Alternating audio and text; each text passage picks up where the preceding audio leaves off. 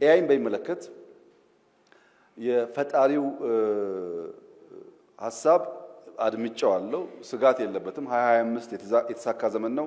ብዙ ስራዎች ኤአይ ወስዷል። በ2026 ይበልጣል የሚል አቋም ነው ያለው። እኔ እንደዛ አልሰጋም። የሚያሰጋኝ እኔ እንቅልፋችን ነው። ከፈጠን ልጆቻችንን ካዘጋጀን ኤአይ ልክ እንደ ጊታር፣ ኤአይ ልክ እንደ ቴሌቪዥን፣ ኤአይ ልክ እንደ መኪና የምንጠቀምበት ይሆናል። ከዚህ ቀደም በትምህርት ቤት ሳለን አንድ መጽሐፍ አንድ ኮፒ ኖሮ ወረፋ እየጠበቅን ያነበብንበት ዘመን አሁንም ይቀጥል ብዬ ነው ያላምንም።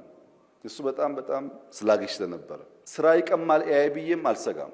የሰው ልጅ መስራት የማይገባቸውን ስራዎች ግን ይሰራል። የሰው ልጅ ሊሰራቸው የማይገባቸውን ስራዎች እየተካሄዳል። ኤአይን ምን ፈጥርኛ ነን፣ ኤአይን ምን ቀይርኛ ነን። ቀድመን ግን ፋውንዴሽን መጣል አለብን።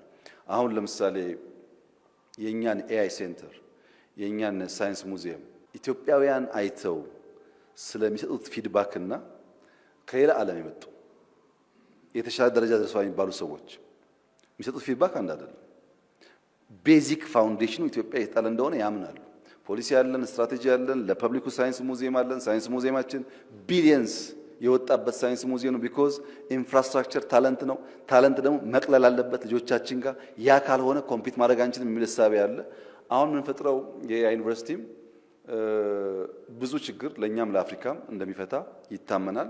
እዛ ጋር ያለንን እውቀት ያለንን ሀሳብ ኮንትሪቢዩት ካደረግን ዋናው ለልጆቻችን የሚወዳደሩበት ልጆቻችን ከሌላው አንሶ የማይታዩበት የረሃብ የችግር የግጭት መገለጫ የሆነውን አገር ስም መቀየር ነው። ለዛ ደግሞ ቀድሞ ኮምፒት ማድረግ ቀድሞ መገኘት አስፈላጊ ስለሆነ ኤአይን በዛ መልክ ነው የማየው። አንዳንድ የሚወስዳቸው ስራዎች አሉ፣ እነሱ አስፈላጊ ይመስሉኛል። እኔ ከዚህ ቀደም አንድ ነገር ለመፍጠር ማጠፋው ጊዜ እና አሁን በፍጹም አንድ አይደለም። በአጭር ጊዜ ውስጥ ብዙ ስራ እንድሰራ ኤአይ ያገዘኝ ነው።